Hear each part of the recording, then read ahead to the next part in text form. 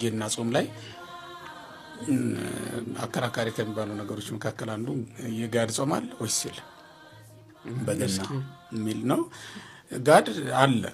ያው እንደሚታወቀው ፍትሐ ነገሥታችን በፍትሕ መንፈሳዊ አንቀጽ 15 ላይ 2 ቀን እንድንጾም ነው የታዘዝነው። ግን እንደ አንድ ጾም ነው የሚቆጠረው። ረቡዕና ዓርብን 2 ቀን ቢሆኑም እንደ አንድ ጾም አይደል የምንቆጥራቸው። ጾመ ድኅነት ብለን በአንድ ነው የምንይዛቸው። ጋድም ልክ እንደዛው ነው። 2 ቀን ነው የሚጾመው፣ ግን አንድ ቀን ነው እንደ አንድ ጾም ተብሎ ነው የሚያዘው።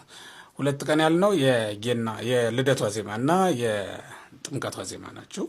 ሁለቱ እንደ አንድ ተቆጥረው ጾመ ጋድ ወይም ጾመ ገሃድ ተብለው የሚጠሩ ናቸው ማለት ነው። በነገራችን ላይ ልብ የማይሉት ነገር ጋድ በገና ጾም ላይ ምን ያደርጋል? ጾም እኮ ነው እስከ መጨረሻው። ስለዚህ የለም ብለው የሚያስተምሩ ሰዎች ልብ ያላሉት ነገር ቢኖር ምን መሰለህ? ጋድ ባይኖር ኖሮ ልደት፣ ረቡዕ የሚዋል ዓርብ እንጾማለን እንጂ አንበላም ነበር። ይሄ ደግሞ በሌሎቹ ጋድ በሌላቸው አጽዋማት እናውቀዋለን። የፍልሰታ ጾም ለምሳሌ ረቡዕ ቢውል ውለን ነው የምንቀድሰው፣ ጾመን ነው የምንውለው። የእመቤታችን የትንሣኤ በዓል ነው ዛሬ፣ ደስታችን ነው፣ እናከብራለን፣ እንበላለን አንልም። ለምን? ጋድ የለውም። ጋድ የሌላቸው በዓላት ፍስክ አያደርጉትም፣ ጾም አያሽሩም። በጾም ቀን ከዋሉ ያው ጾም ነው ማለት ነው። እንደዚያ ነበር የሚሆነው።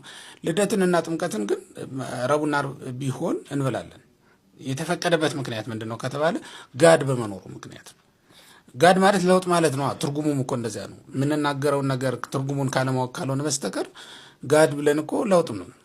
ዘውቱ ተውለጠ ደቡዕ ዓርብ ማለት ነው። ጋድ ሲተረጎም የዓርብና የረቡዕ ለውጥ ተብሎ ነው የሚፈታው። እና ይሄንን ባለማስታወስ ይመስለኛል ስንጾም አይደል የሰንበት ነው ጋድ የሚባል የለም።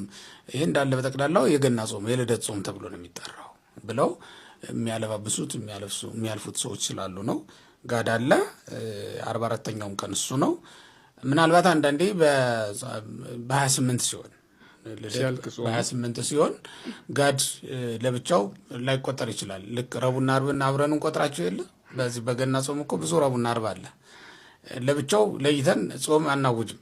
ረቡዕ ስለሆነ ሌላ 8 ሰዓት፣ ሌላ 6 ሰዓት፣ ሌላ 9 ሰዓት ጨምር አንለውም ሰው